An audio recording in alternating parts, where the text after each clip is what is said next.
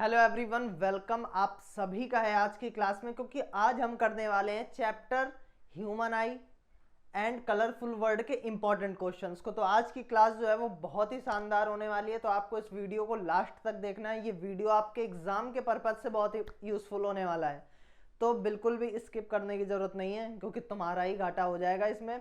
तो हम लोग बात करने वाले हैं किसके, chapter human I and colourful word के इंपॉर्टेंट क्वेश्चन, जो कि हम लोग एक सीरीज चला रहे हैं जिसमें सभी चैप्टर्स के इंपॉर्टेंट क्वेश्चंस को हम करवा रहे हैं। आज हमारा सेकंड चैप्टर है जिसका क्या नाम है, human I and colourful word. और ये क्वेश्चंस का पहला क्वेश्चन जो है आपको दिख चुका है। जो पहला क्वेश्चन है वो कुछ इस प्रकार है, लिखा है student uses spectacle of focal length. एक स्टूडेंट है वो स्पेक्टिकल यानी चश्मे का यूज करता है जिसकी फोकल लेंथ जो है आपको कितनी दे रखी है, -2.5 मीटर। तो हमें इनमें 4 क्वेश्चंस के आंसर देने।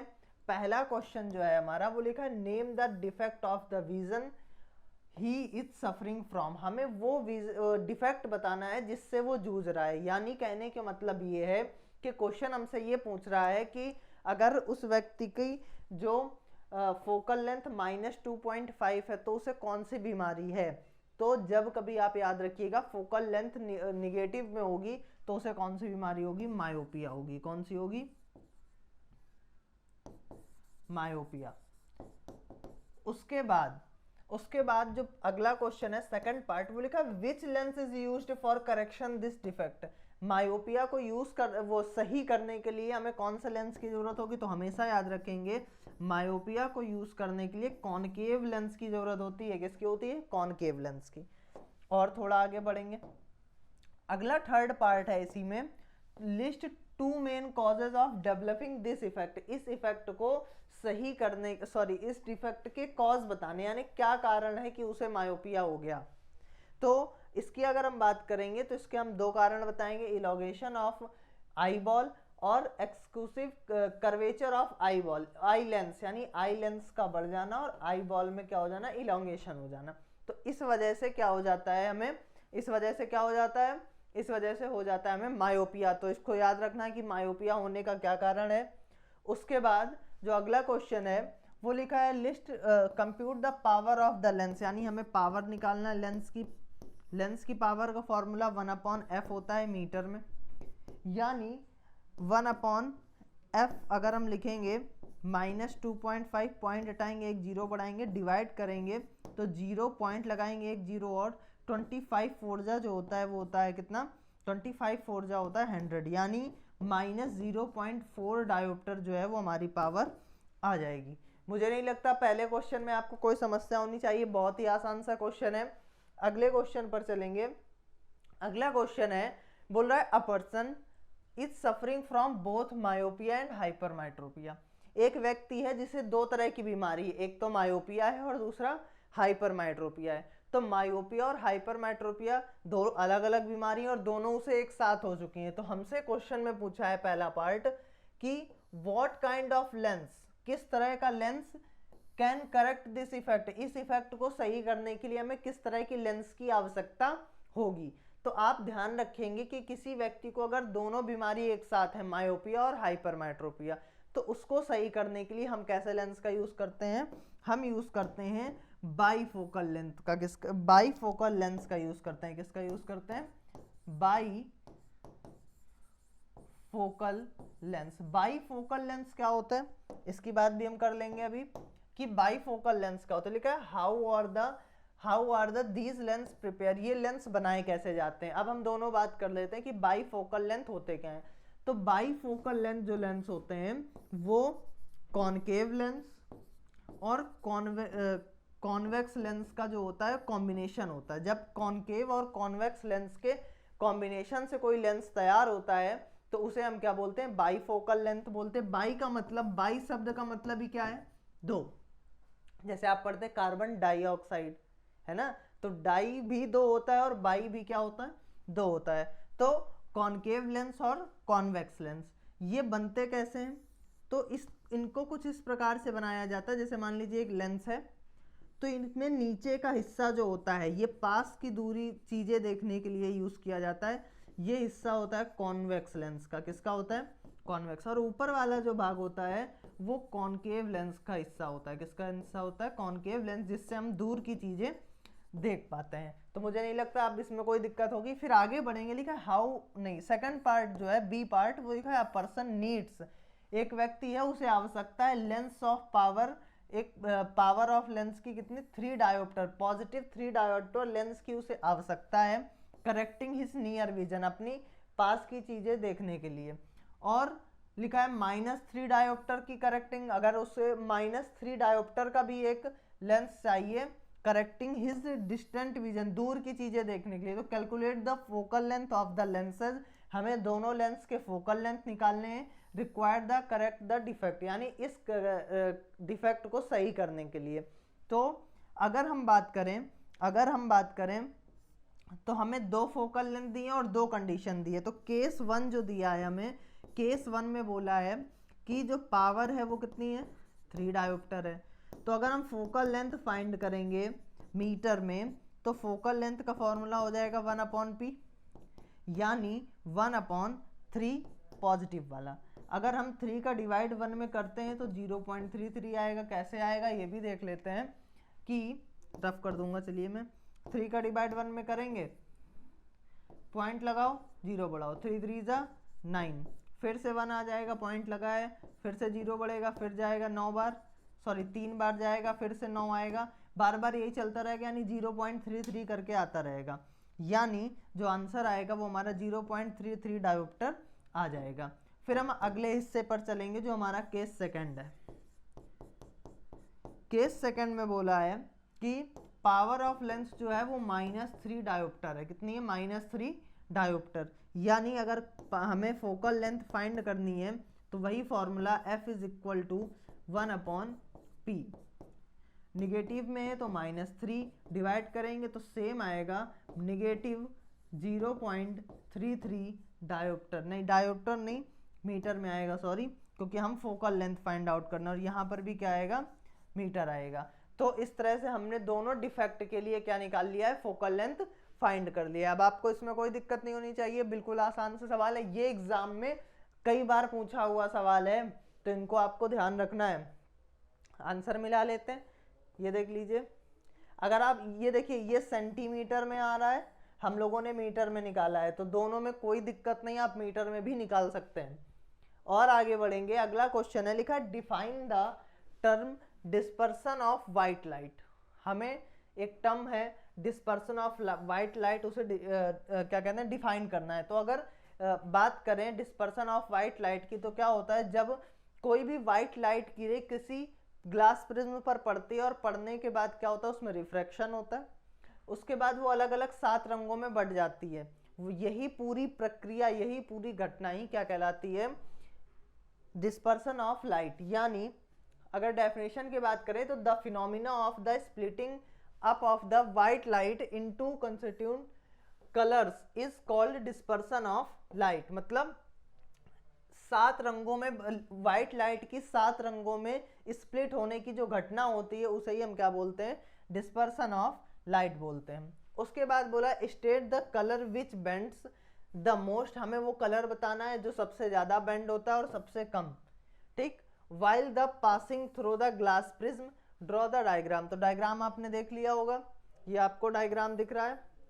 अब सबसे ज्यादा सबसे कम लीस्ट डिविएटेड कौन सा होता है? Red colour. और सबसे मैक्सिमम वो जो क्या कहते हैं, सबसे मैक्सिमम जो डेविएट होता है वो कौन सा है? वायलेट कलर है, ठीक। क्यों ऐसा होता है? ये वेवलेंथ की वजह से होता है। तो इसकी बात हम अभी आगे करेंगे, इसके भी आगे कुछ क्वेश्चंस हैं। तो जो हमसे पूछा था वो हमने बता दिया है कि सबसे ज्यादा कलर जो होता है वो वायलेट वाला होता है और सबसे कम कौन सा होता है? रेड वाला होता है।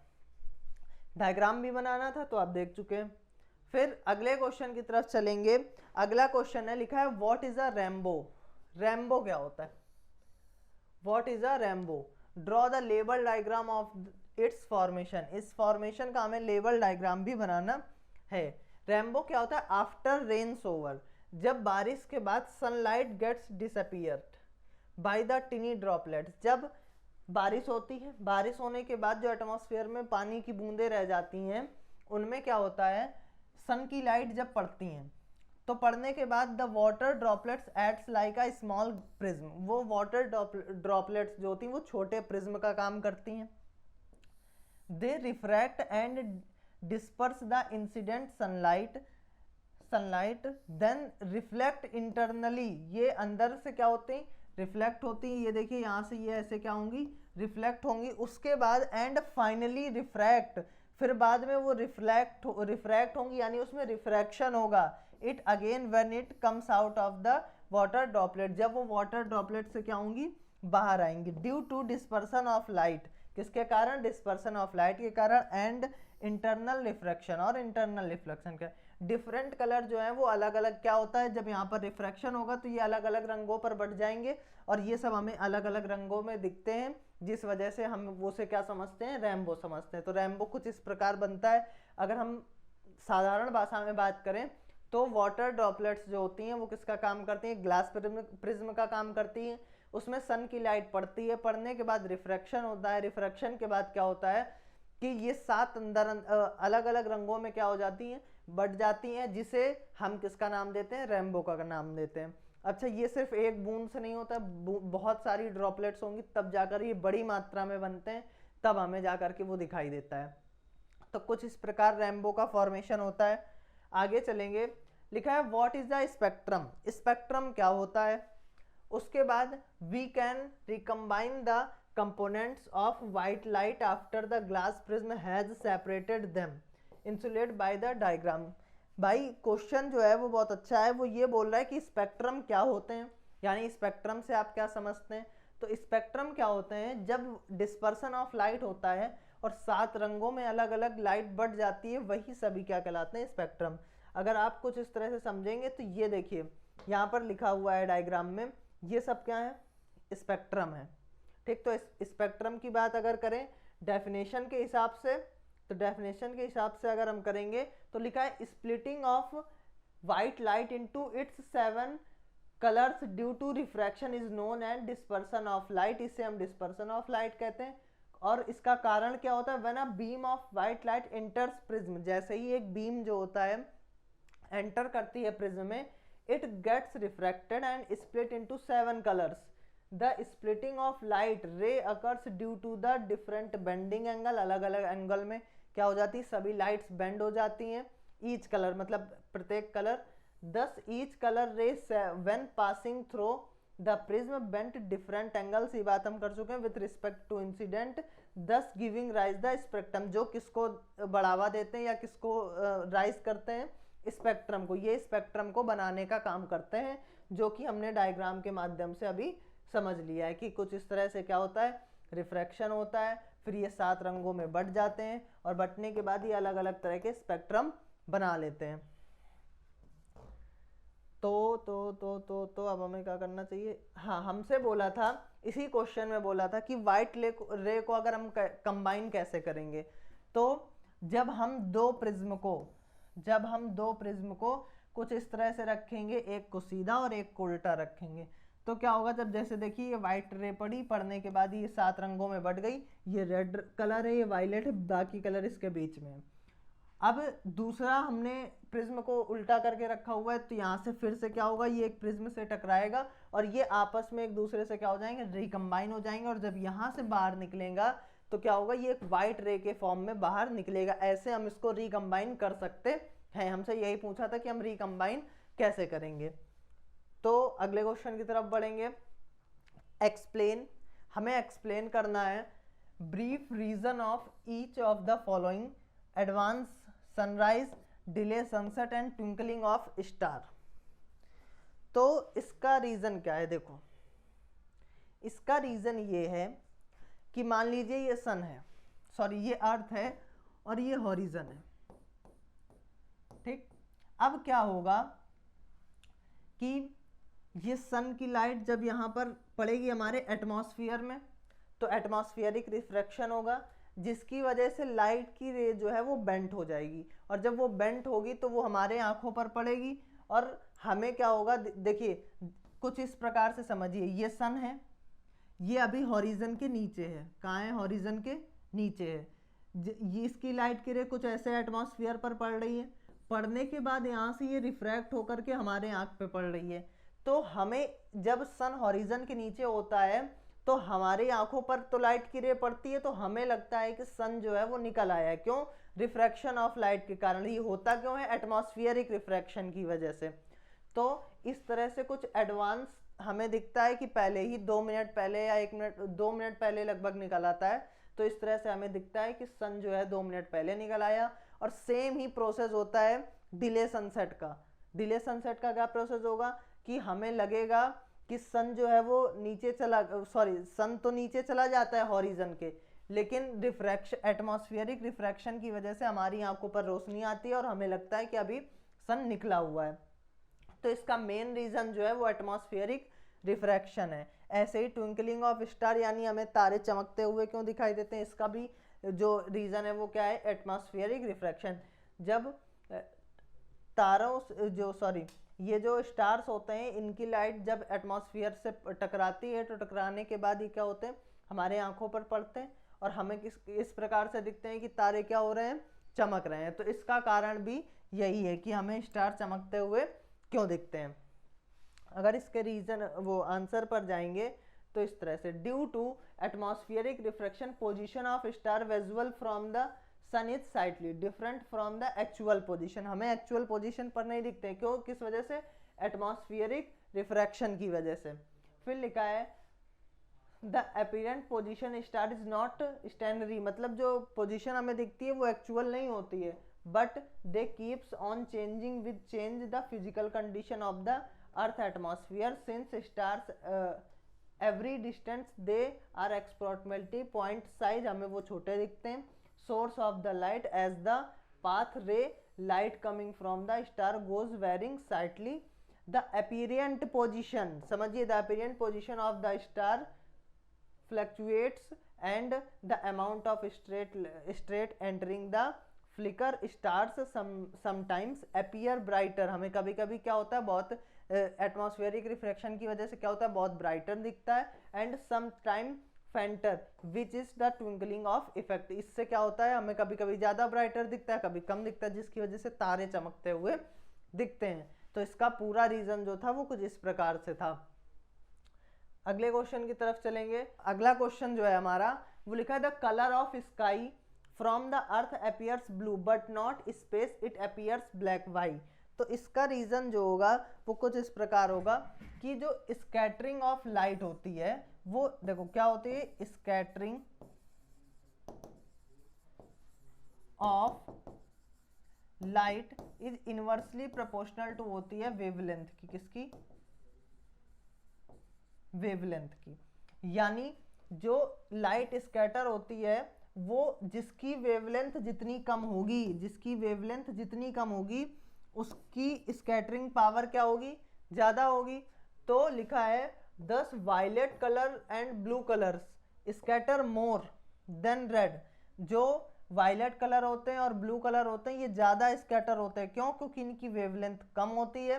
Hence the colour of the sky appears blue from the अर्थ, जिस कारण हमें जो अर्थ का कलर दिखता है यहाँ से ब्लू दिखता है, लेकिन स्पेस में क्या होता है कि रिफ्रैक्शन करने के लिए पार्टिकल्स एटमॉस्फेयर, वहाँ पर अर्थ स्पेस में एटमॉस्फेयर पाया नहीं जाता, और जब एटमॉस्फेयर नहीं पाया जाता है तो स्कैटर करने के लिए पार्टिकल नहीं होते हैं, जिसकी वजह से वहाँ हमें किस कलर का दिखता है? ब्लैक कलर का दिखता है, जो कि इसमें लिखा हुआ नहीं है। ठीक है, अगले क्वेश्चन की तरफ चलेंगे। अगला क्वेश्चन जो है वो लिखा है स्टूडेंट सफरिंग, एक स्टूडेंट है suffering from myopia is not able to see distantly object placed beyond the 5 metre. Okay, एक व्यक्ति है जिसको मायोपिया है, वो दूर की चीजें नहीं देख पाता है। लिस्ट 2 पॉसिबल रीजन, अभी मैंने आपको सेकंड क्वेश्चन में ही बताया था। एक तो इलोंगेशन ऑफ आई बॉल, दूसरा एक्सक्लूसिव ऑफ आइलैंड्स।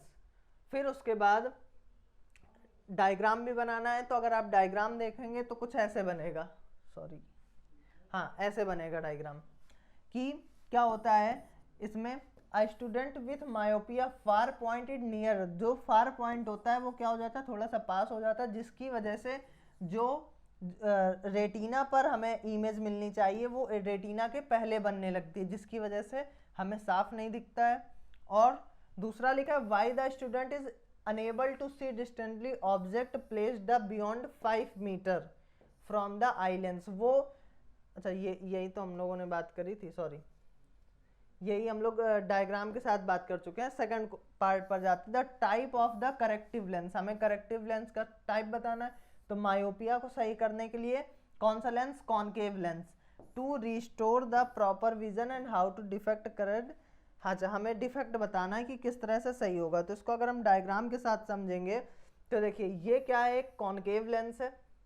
जब हम कॉनकेव लेंस का यूज करेंगे तो अभी हमारी इमेज कहाँ बन रही थी, रेटिना के पहले, लेकिन अभी इमेज कहाँ बनने लगी है, रेटिना पर कॉनकेव लेंस का यूज करने का मतलब ये नहीं है कि आप किसी भी पावर का यूज कर लें, वो आई साइड पर वो डिपेंड करता है कि आपको किस पावर का कॉनकेव लेंस चाहिए। तो लिखा है correct of myopia, the defect can be corrected by using concave lens, suitable power to bring the image back into retina. ठीक है, फिर लास्ट में हमें फोकल लेंथ बोलने को बोला है, तो f है जो वो -5 दिया है। फोकल लेंथ का formula p is equal to 1/f, divide करेंगे तो -0.2 डायोप्टर हो जाएगा। अगले क्वेश्चन पे बस यही, ये हमारा आज का क्वेश्चन लास्ट ही था। तो इम्पॉर्टेंट क्वेश्चन जो है इस चैप्टर से कुछ इस प्रकार ही आएंगे, इससे बाहर आपको कुछ नहीं मिलने वाला है। या तो हो सकता है आपकी किस्मत अच्छी हो तो इन्हीं में से कोई सवाल मिल जाएगा, नहीं तो इससे ऊपर कुछ नहीं जाने वाला। लेवल जो है आपका बिल्कुल यही रहने वाला है, तो इनको आप अच्छे से प्रिपेयर कर लेंगे तो आपका बहुत कुछ भला हो जाएगा। चलिए मिलता हूँ अगले नेक्स्ट काम की वीडियो में।